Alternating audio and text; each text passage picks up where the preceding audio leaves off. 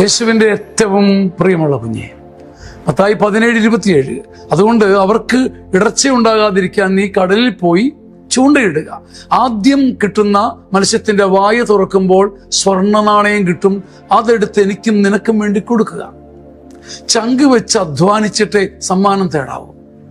അന്യർക്കും ആർക്കുമാകട്ടെ നമ്മൾ ചോര വിയർത്തില്ല എന്ന് പറയിപ്പിക്കരുത്. നമ്മുടെ ഹൃദയം നേദിച്ചു, ഐ ഡിഡ് മൈ മാക്സിമം, ഞാൻ എൻ്റെ ഹൃദയം മുഴുവൻ കൊടുത്തു എന്ന് പറയുന്നിടത്ത് മത്സ്യം വാ തുറക്കും, കടല് വാ തുറക്കും. നീ കടലിലേക്ക് പോകണം. കാടപ്പക്ഷി വന്നു വീഴട്ടെ എന്ന് ഓർത്ത് കൈനീട്ടിയിരിക്കരുത്. മന്ന പൊഴിയട്ടെ എന്നും പറഞ്ഞ് കൈനീട്ടിയിരിക്കരുത്.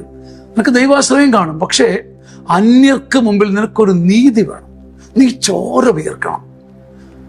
നീ പോയി കടലിൽ പോയി കൈ നീട്ടി ചൂണ്ടയിട്ട് നിന്റെ വിയർപ്പിന്റെ മണിയുടെ വാ, അതാണ് മത്സ്യം. വിയർപ്പ് മണിയുടെ വാ തുറക്കുമ്പം അതിനൊരു സ്വർണ്ണ നാണയം തിളങ്ങും. അതിന്റെ തിളക്കമുണ്ടല്ലോ, അതെടുത്തിട്ട് നീ കൊടുക്കണം.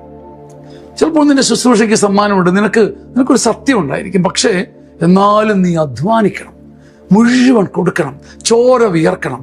അപ്പോൾ കടല് മത്സ്യങ്ങളെ അയക്കും, അതിൻ്റെ വായയിൽ സ്വർണ്ണ നാണയം. എന്ന് വെച്ചാൽ പകുതി അധ്വാനവും പകുതി അത്ഭുതവും എന്നർത്ഥം.